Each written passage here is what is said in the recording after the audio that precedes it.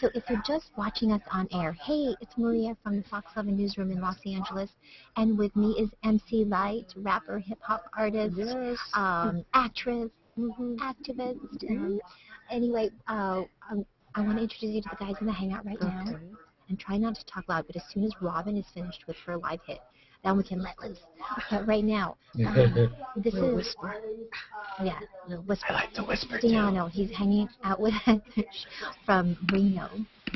Kempton is up in Canada. Hi, Calgary, I believe. And then Laurent is in Paris right now. I know, isn't that great? Matt is up in North Dakota in Minot. And Sheila is in Utah. Okay. Yes. Good to see you.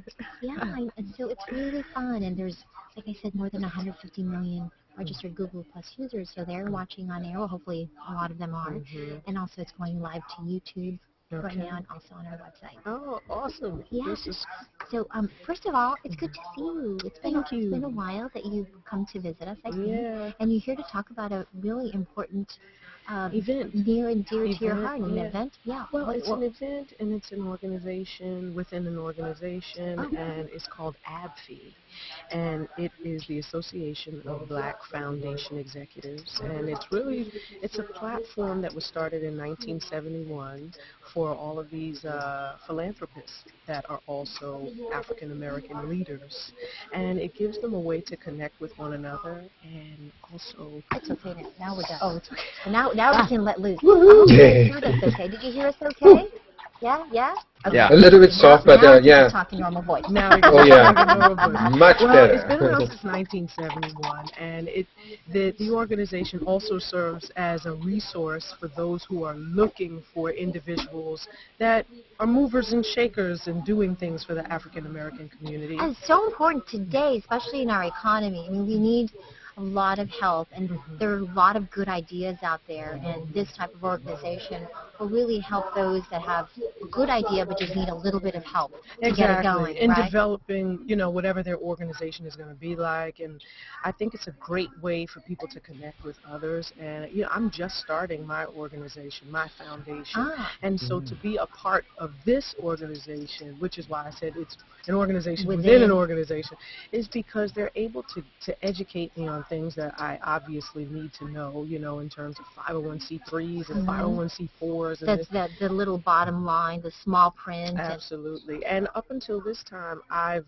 used my celebrity to help a plethora of organizations throughout my career, and so this is my first time jumping in and saying, I'm ready to do this myself, and they're willing to help. And so they've also started a sector that deals with sports and entertainment and making resources available to those who are doing philanthropic work, and so I fit into that just dandy. This is fantastic. This is fantastic. I have a friend that we're starting a business. He's African American, so I'm going to get the details for him definitely on this.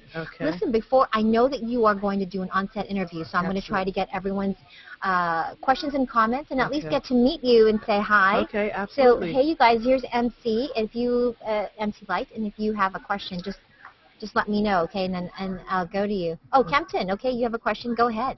Yes, MC. So, MC, how did you get your first big break into rapping? And also, I want to ask you, how do you feel about people discovering your songs on the internet? In fact, I just listened to your Roughneck, and I was shaking before you came in. Oh boy. Well, you know what? Thank you for your question.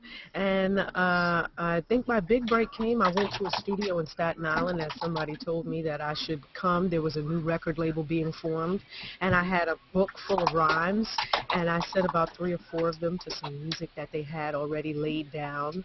And then about maybe 3 months later, they called me and said that they got a deal with Atlantic Records, and that was the beginning of it all. And then as far as people discovering my music on the internet, that is fantastic. I actually have an app. It's called MC Lyte. It's free for Androids and iPhones. Oh. And I have old music on there, new music, never released music. It's a great way to stay in contact with MC Lyte. That is fabulous. You're so hooked into it with your own app. Yeah, now it's taking on an even greater audience. Right. Let's see. Deano, Oh, they're already teasing you, so hopefully they're not calling you up right now. Not yet. Deanna, do you have a question for MC Lyte? I was just looking for the app. I was sitting there Oh, you're talking looking for like, the app on the Android. Good. Good. It's free. It is. Do you have a question? Who's got a question? No, I was just looking at your official blog. You know, your not blog, the official website. Mm-hmm. Feedback. Sometimes it's hard to read when you're reading it in the sections on the about tabs and but well done. So wait a second. Oh, let me make sure I understand. So it's in caps and that's hard to read? No, not in caps. Black. It's all black with white font. Oh. Well, And the font but I know, but the font is small. Yeah. Small.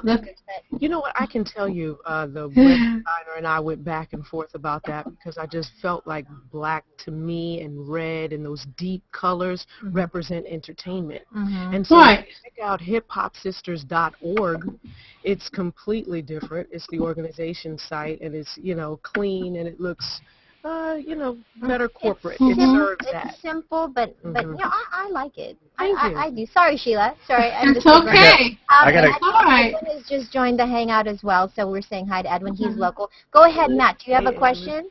Yeah. MC, what was your favorite artist to work with so far up to this point? Oh goodness, my favorite artist. I've worked with so many, but you know what? I would say probably Sinead O'Connor.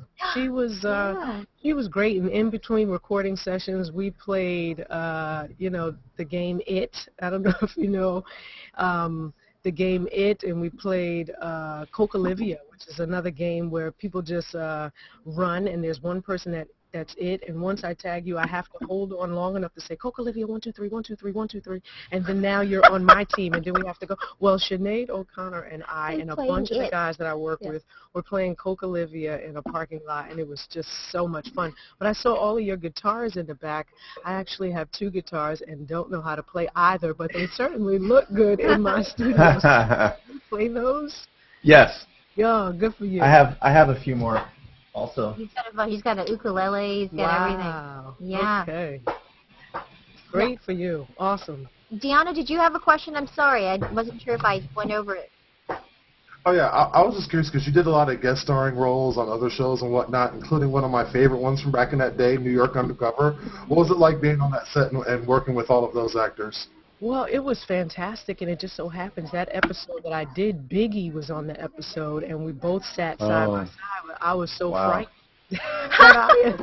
that I didn't really say much, and I didn't get to meet him again until he was in the studio with Bone Thugs and Harmony, and at that point, it was really cool. I felt way more comfortable than I did the first time I met him. I love classic Bone Thugs and Harmony. Who do you listen to today? Who's on your iPod or on your How about I'm listening to Marvin Gaye, Al Green. I throw a little bit of newness up in there. I love Lettucey. And I love some of the new artists that are up and coming, like what sticks out? Oh goodness. Well, Anthony Hamilton, I don't know if we count him as up and coming, but he certainly hasn't been here that long. So I would consider him. I love his works. And I DJ now. Yes. So I'm listening to all kinds of music, and I'm really into electro and dubstep. And I like Subtract and Skrilla, and I'm amazed that I've taken on this new love for all of this music that incorporates electronic sound. I didn't expect for that to happen. How is that being on this side of the record? I guess, well, I can't really call them records anymur because you use a laptop. What do you use, a laptop? I use a laptop. And it's so funny when you said, how does it feel to be on this side? I'm thinking artistry versus, executive. I actually serve as the president of the Los Angeles chapter of the Grammy organization now, and I'm in my 2nd year of my term, and I'm having a blast. So when you said that, I thought that's where you were headed. But that too. But yes, I've seen big records go down to CDs. Well, actually records to cassettes, to CDs. And now it's just straight nothing. to streaming. Yeah, now it's to nothing. Exactly. Yeah, I love it. All right, you guys, I'm trying to get, if you have any other questions. This is the hard part about getting you in before your onset interview. I'm never quite sure if we have enough time with you, but Right.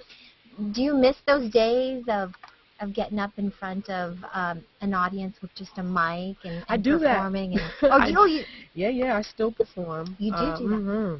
Absolutely. I have a show this Saturday in Detroit. Oh. So I'm still out there. I perform, I DJ, I host. You do it all. I have a radio show called Cafe Mocha Radio that you guys can look up. We live at cafemocharadio.com, but we're actually a terrestrial radio show, and we're on 25 different stations throughout the nation, and we're having a blast, and we're also on Sirius XM. One last question. Advice for someone up and coming who wants to get into. As an artist? Yes, as an I artist. always say ask a ton of questions.